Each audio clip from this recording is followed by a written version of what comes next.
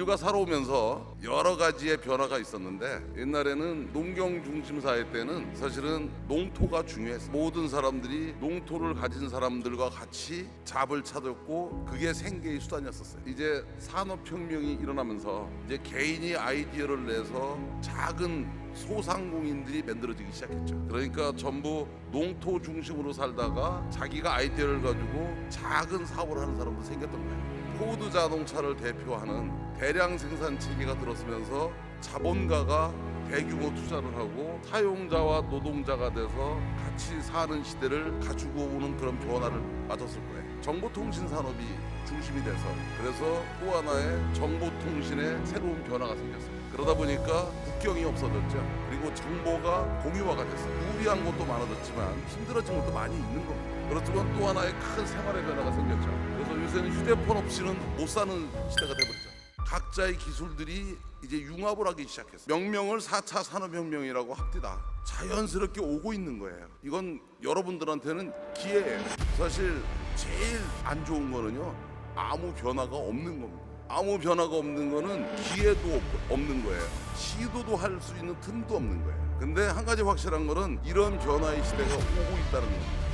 그러면 이런 시대의 변화는 어떻게 보면 좋은 면도 있지만 나쁜 면도 있을 거예요. 이런 시대의 변화가 여러 가지 사람의 삶을 바꿀 수도 있을 것이고, 직업을 바꿀 수도 있을 것이고, 사회의 문제를 유발시킬 수도 있을 거라고 생각하는데, 이번에 오는 이 변화가 그동안의 변화보다 부작용이 가장 큰 변화가 올 거라고 생각합니다. 그래서 이 시대에 대한 준비는 국가도 해야 되지만, 사회도 해야 되지만, 교육계나 여기 계신 모든 분들이 작게는 자기의 일이기도 하고 더 나아가서는 자기 자식의 일이기도 할 거예요.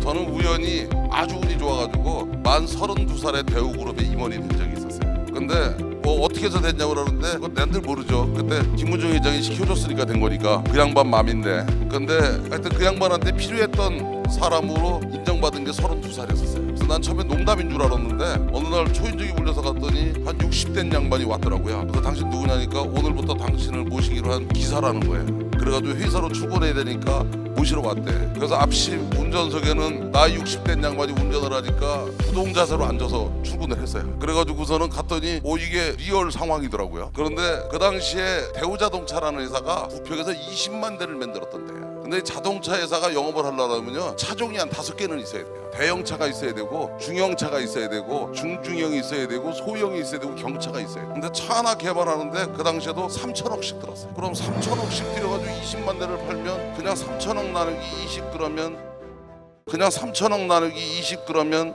한 대당 개발비가 150만 원이잖아요. 그러면 개발해서 망하는 거예요. 근데 개발을 안 하면 차가 없어서 망하는 거예요. 그래서 우연히 한번 회장이랑 그런 비슷한 얘기를 했었어요. 20만 대짜리로 왜 GM에서 회사를 샀냐? 그럼 망하는 지름길인데. 그랬더니 네 생각은 뭐냐 그러길래 그냥 편하게 얘기했어요. 그 러시아 쪽이 이게 이제 붕괴가 될 것 같으니까 동유럽에 있는 회사들을 인수하고 한국에 일부 공장을 줘서 빨리 200만 대 체계를 만들어야 된다. 그러면 대당 15만 원으로 줄지 않냐? 그랬더니 내 생각이 그거야 그러더라고요. 그러더니 너 우리 회사에 와서 일해볼 생각 없니? 그러길래 옆에 계시는 사장 보고 저 양반이랑 봉급만 비슷하면요 그랬더니 봉급 맞춰주라고 그러더라고요. 그러더니 그게 농담인 줄 알았는데 진짜더라고요. 그래서 그때 대우그룹이 하는 세계경영이라고 하는 부위를 책임지는 임원으로 갔어요. 그러고 참 열심히 했어요. 그런데 내가 몰랐던 거는 우리나라가 IMF가 오는 걸 몰랐었어요.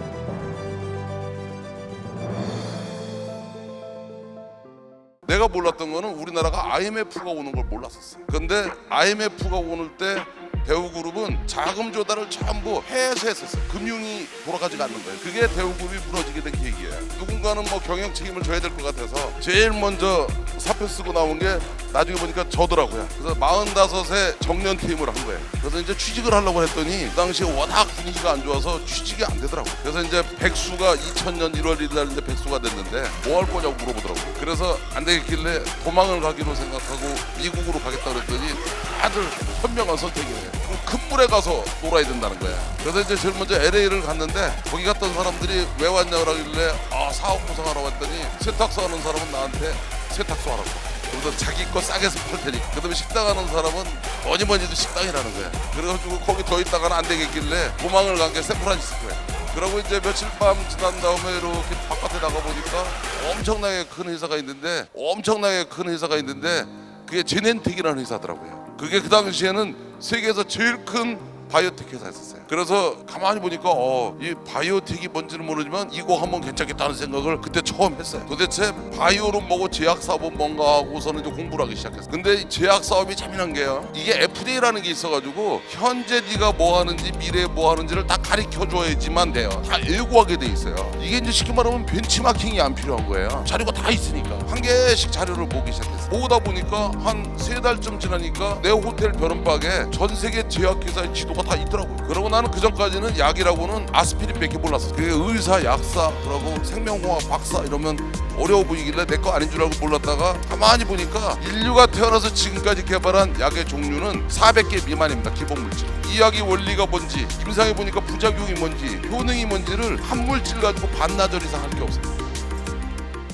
그렇게 한 6개월 지나고 나니까 스탠포드에 가가지고 노벨 약상 받은 의사들하고 밥 먹다가 약 얘기를 했더니 나한테 너 전공이 약이냐고 그러더라고요. 그래가지고 아니라고 하면 안 만나줄 것 같아서 뭐 그럴 수도 있고 그랬더니 지가 만났던 애들 중에 너 진짜 똑똑한 놈이라는 거야. 그래서 노벨 의학상 받은 쌤이 똑똑하다 그러니까 우쭐하더라고요. 이제 그러다 보니까 생명공학 약을 쭉 보다 보니까 의학을 공부를 해야 될 것 같아요. 의학은 또 뭐냐면 해부학을 어느 정도 하고 나면 의학 서적책이 보이기 시작해요. 근데 이게 참 좋은 거는 뭐냐면 기술의 발전의 속도가 느려요. 그 이유는 딱 하나야. 장기가 안 바뀌어서 그래요. 이게 할아버지 간 다르고 아버지 간 다르고 아들 간 다르면 공부할 게 많은데 할아버지 간이나 네 간이나 똑같거든. 그렇잖아. 간이 뭐 패러다임이 바뀌는 것도 아니고. 그래서 1년에 간에 대한 새로운 학문이 개수로 많이 나왔자 100개 안 나오고. 그러면 100개만 휙 보면 최신 학문 다 보는 건데. 내가 왜 서두에 이런 얘기를 하냐? 뒤에 할 얘기 중에 하나를 얘기할게요. 내가 왜 서두에 이런 얘기를 하냐? 도전해보라고 그러면 많은 사람이 늦었다고 그래요. 나 45살에 시작했거든요. 그 다음에 돈 없다고 그래요. 5천만 원 가지고 시작했어요. 그 다음에 그쪽 분야의 전문가가 아니라고 그래요. 나는 생명공학과 약학과 의학을 다 독학한 사람이에요. 그런데 그런 거는 전부 핑계일 뿐이에요. 그게 절실하면 하게 돼 있어요. 나 2000년에 5천만 원 가지고 사업 시작했어요. 5천만 원 가지고 전 세계 천등 안에 들어가는데 11년 걸리더라고요. 그럼 어떻게 보면 여기 있는 모든 사람들은 다 나보다 나으면 나었지 나쁠 게 없을 것 같아요. 위기일 수도 있고 기회일 수도 있다고 했는데 이게 위기일까 기회일까 망설이고 뭐가 있어요. 하다가 실패하면 다시 하면 되는 건데. 그러면서 이제 공부를 하기 시작했어요. 근데 그때 가만히 보니까 이제 새로운 시대가 오는 것 같아요. 그 이유가 뭐냐? 고령화가 되거든요. 고령화가 되면 약의 수요가 많아지는 거예요. 그러면 그동안 제약산업은 R&D 중심의 산업이었는데 인더스트리 중심으로 패러다임이 바뀌겠다. 그래서 한국한테 이 산업이 맞겠다.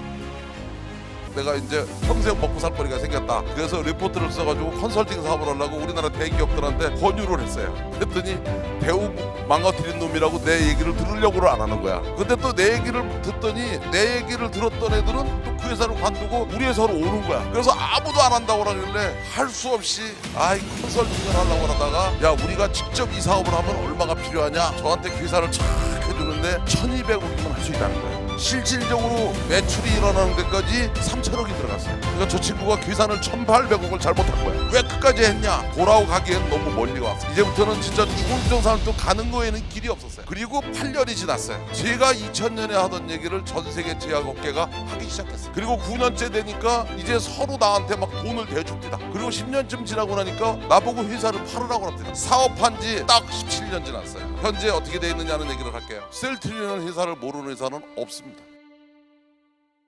저희 아버님은 연탄 가게 하셨어요. 그래서 전 중학교 다닐 때 집에 학교 오면 연탄 집게에다 연탄 들고 연탄을 배달했어요. 그래서 아버님, 어머님, 저 동생들 다 연탄 배달했었어요. 그것도 기자촌이라는 동네에서. 그 산비탈 동네입니다. 그래서 뭔 수저인지는 모르겠어요. 나 대학교 다닐 때 그때는 가정교사를 못하게 해가지고 택시기사를 알바를 했었어요. 24시간 택시 몰고 24시간 학교 다녔어요. 그래도 대학교 졸업할 때 4.3 만점에 4.18로 졸업했어요. 그래서 저는 대학을 4년을 졸업하지 않았어요. 그래서 제가 우리나라에서 문교부 공대 출신 중에는 조기 졸업 이런. 그러다 보니까 젊은 나이에 배우 그룹의 임원이 됐는지 몰라요. 그런데 사업하면서나 봉급제금도 똑같았던 거 하나는 단 하루도 그냥 살지는 않았어요. 그래서 나는 똑똑하다 안 똑똑하다는 중요하지 않다고 생각해요. 습관입니다. 생활 습관. 젊은 사람들이 제일 가지고 있는 큰 재산은 뭐냐? 젊은 시절에 있는 하루의 시간이. 그 시간을 어떻게 쓰느냐가 본인의 미래를 결정하는 거예요. 앞으로 오는 4차 산업혁명이라고 하는 건 어떤 거냐? 지금 현재 여러 가지 기술들이 개발되고 있어요. 기술의 진보가 새로운 산업을 만드는 게 중요한 게 아니라 양지와 음지가 있다는 겁니다. 4차 산업혁명에서 제일 중요한 거는 공존의 질서를 찾아야 돼요. 이런 패러다임 때문에 생기는 실업자를 그 사람들이 일할 일터를 만들어주지 않고 이런 사업을 하는 거는 이거는 재앙이다. 그래서 4차 산업혁명은 이렇게 축제 분위기로 할 만한 일이 아니에요. 기술을 가지고 사업을 하는 건 쉬울 수 있습니다. 더 중요한 거는 국가나 사회는 이 시대가 왔을 때 일거리를 놓치는 사람들에 대한 대응책을 준비하는 게 더 중요합니다. 그리고 나를 포함한 모든 사업가는 이 준비가 안 돼 있으면 사업을 속도를 늦춰야 돼. 이 준비도 안 돼 있는데 사업을 질러버리는 거는 같이 죽자고 하는 거예요. 그래서 4차 산업에서 제일 중요한 화두는 공존이 전제가 안 되는 4차 산업혁명은 재앙입니다. 다만 이제 여러분들한테 던지고 싶은 것은 공존이라는 전제에서 주도하는 주인공이 되고 싶어요. 구제의 대상이 되느냐? 그건 여러분이 선택합니다.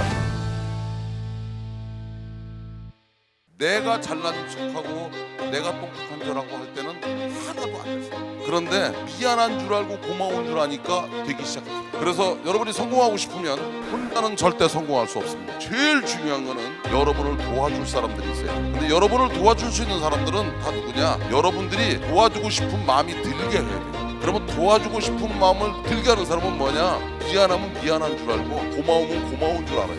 사실은 이런 새로운 시대가 왔을 때 여러분들도 누가 되든 다 할 수 있어요. 공부를 열심히 하는 것만으로도 안 되는 거고 정보를 많이 가지고 있는 것도 안 되는 거예요. 이거는 필요 조건인데도 필요 충분 조건이에요. 근데 진짜 성공하고 싶으시면 다른 사람이 좋아하는 사람이지. 집에 네가 들어가면 니네 가족이 너를 보고 행복해. 친구들한테 가가지고 네가 가면 친구들이 네가 나온 걸로 좋아해. 그래서 회사를 입사하면 너 때문에 그 회사 분위기가 바뀌어요. 그래서 자기 주변을 바꿀 수 있는 사람은 모든 일을 할 수 있어요.